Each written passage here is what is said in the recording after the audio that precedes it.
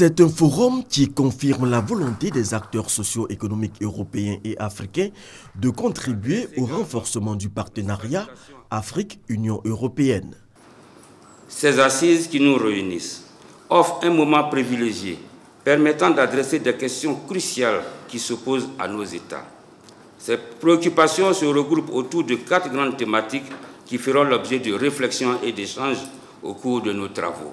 Il s'agit de la contribution des acteurs économiques et sociaux dans le futur des relations Afrique-Union européenne, des possibles innovations de l'agriculture et du secteur agroalimentaire en vue de transformer l'Afrique, de l'éducation et du renforcement des compétences des jeunes et enfin des stratégies pour soutenir le développement des économies vertes. Des réflexions qui, selon l'ambassadeur de l'Union européenne en Côte d'Ivoire, doivent se faire sans faux fuyant. Le rôle des comités économiques et sociaux constitue effectivement une instance centrale au cœur des préoccupations et des priorités de la société.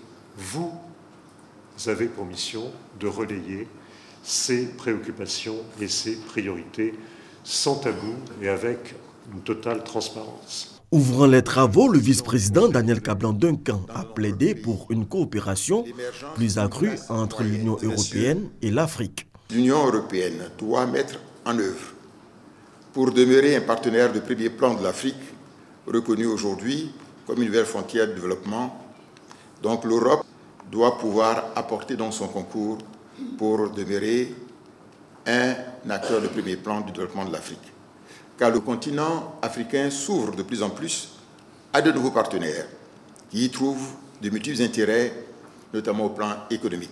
À l'issue du forum, une déclaration conjointe des acteurs socio-économiques africains et européens sera produite et présentée au sommet des chefs d'État et de gouvernement qui se tiendra fin novembre à Abidjan.